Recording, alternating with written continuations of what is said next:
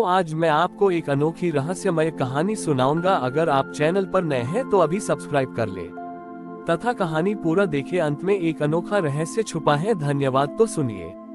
प्राचीन काल में विंध्याचल पर्वत श्रृंखला के तल पर एक शांत गांव बसा था, जिसका नाम था स्मरण ग्राम। इस गांव के लोग एक अजीब सी मानसिक समस्या से पीड़ित थे। वे अतीत के कष्टों और असफलताओं को कभी भूल नहीं पाते थे। हर व्यक्ति अपने जीवन की पुरानी गलतियों और दुखों को बार बार याद करके स्वयं को दंडित करता रहता था। उनके लिए वर्तमान का हर सुख भी अतीत के दुखों की छाया में फीका पड़ जाता था। गांव का मुखिया था वृद्ध स्मरणीय। स्मरणीय ने अपने जीवन में एक बार एक गंभीर गलती की थी, जिसके कारण उनके परिवार को भारी नुकसान उठाना पड़ा था। वह उस गलती को एक पल के लिए भी नहीं भूल पाते थे और अपने शेष जीवन को उसी पश्चाताप और अपराध बोध में जी रहे थे। उनका मानना था कि क्षमा मांगने से भी अधिक महत्वपूर्ण है गलती को याद रखना, ताकि वह दोहराई न जाए। देवलोक में भगवान विष्णु ने ये भारीपन और आत्मदंड देखा। उन्होंने देवी लक्ष्मी से कहा, देवी, पश्चाताप आवश्यक है, पर जब ये क्षमा के द्वार को बंद कर देता है तो जीवन रुक जाता है। इन्हें ये दिखाना होगा कि सबसे बड़ी शुद्धि गलती को याद रखने में नहीं, बल्कि उसे प्रेम से विसर्जित करने में है। श्री हरि विष्णु ने इस बार एक अत्यंत वृद्ध, कमजोर और अस्थिर हाथ वाला चित्रकार का रूप धारण किया, जो गांव में आया। चित्रकार का नाम था विसर्जन। विसर्जन अपने साथ एक बड़ा कोरा कैनवास और रंग लेकर चलता था। वह किसी भी चीज का चित्र नहीं बनाता था, बल्कि हर दिन अपने कैनवास पर केवल गहरे काले रंग का एक बड़ा धब्बा लगा देता था। वृद्ध स्मरणीय ने चित्रकार विसर्जन को अपने घर पर बुलाया। हे चित्रकार, स्मरणीय ने पूछा, तुम कला के नाम पर यह क्या करते हो? तुम केवल काले धब्बे क्यों लगाते हो? क्या तुम्हारी कला में कोई रंग नहीं है? चित्रकार विसर्जन ने अपने लड़खड़ाते हाथ से एक और काला धब्बा लगाया और कहा, महात्मन, ये काला धब्बा आपकी और आपके गांव की पुरानी स्मृतियां और गलतियां हैं। मैं इन्हें चित्रित करता हूँ। स्मरणीय ने पूछा, फिर तुम इन्हें सुंदर क्यों नहीं बनाते?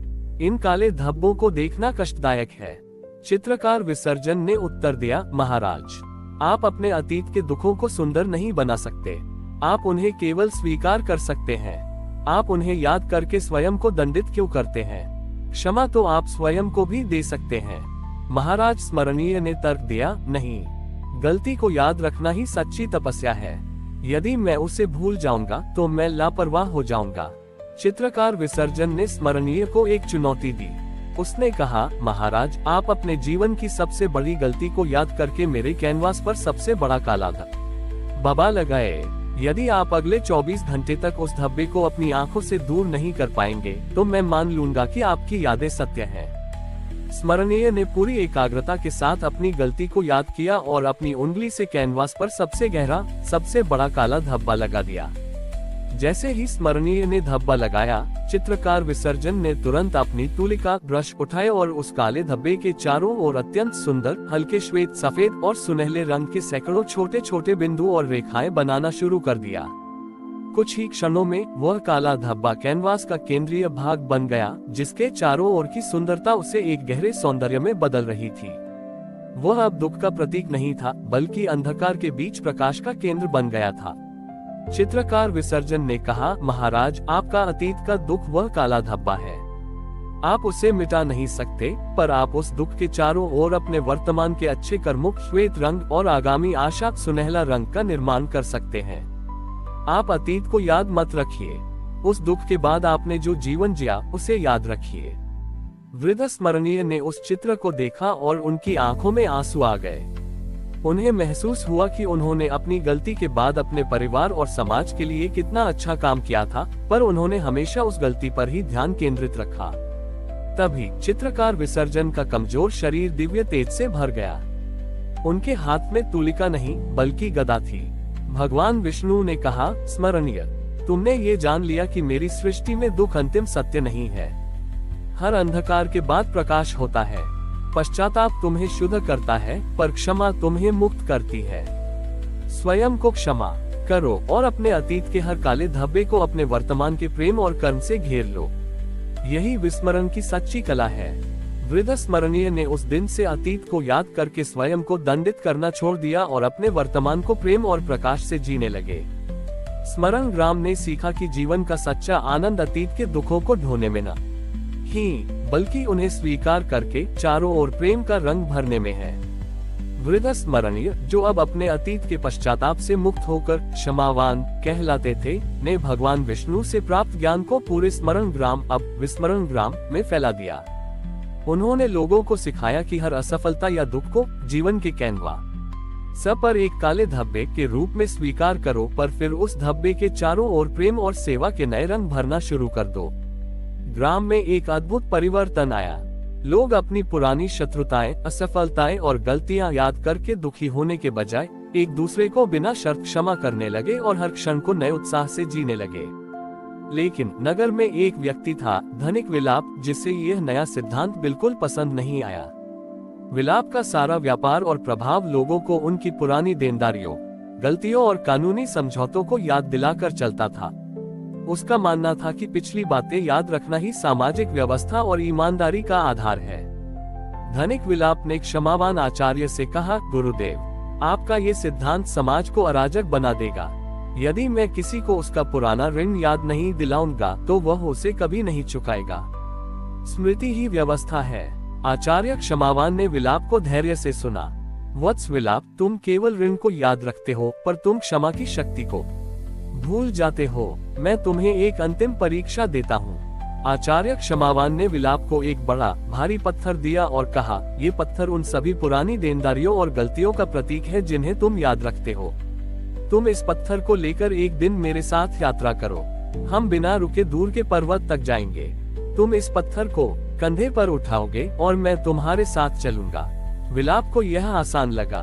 उसने पत्थर उठाया और दोनों ने यात्रा शुरू की। शुरुआत में विलाप को पत्थर का भार महसूस नहीं हुआ, क्योंकि वह उत्साह से भरा था। उसने आचार्य से अपने सभी पुराने तर्कों को दोहराया। देखिए गुरुदेव, ये पत्थर मेरा सिद्धांत है। इसे याद रखना ही मेरी सुरक्षा है। जैसे जैसे यात्रा आगे बढ़ी, धूप तेज हुई और पत्थर का भार असहनीय होने लगा। विलाप पसीने से भीग गया और हौंफने लगा। वह पत्थर को फेंकना चाहता था, पर वह आचार्य की परीक्षा को याद करके रुका रहा। दोपहर होते होते विलाप बुरी तरह थक गया। वह लड़खड़ाकर नीचे गिर पड़ा। पत्थर उसके कंधे से लुढ़क गया। आचार्य क्षमावान ने बिना कोई मदद किए केवल पास आकर कहा, वत्स, तुम गिर क्यों गए? तुम तो कह रहे थे कि यह पत्थर तुम्हारी सुरक्षा है। विलाप ने दर्द से कहा, गुरुदेव, अब यह मेरी सुरक्षा नहीं, यह मेरा बोझ बन गया है। मैं अब इसे एक पल भी ढो नहीं सकता। आचार्य क्षमावान ने कहा, विलाप, यही जीवन है।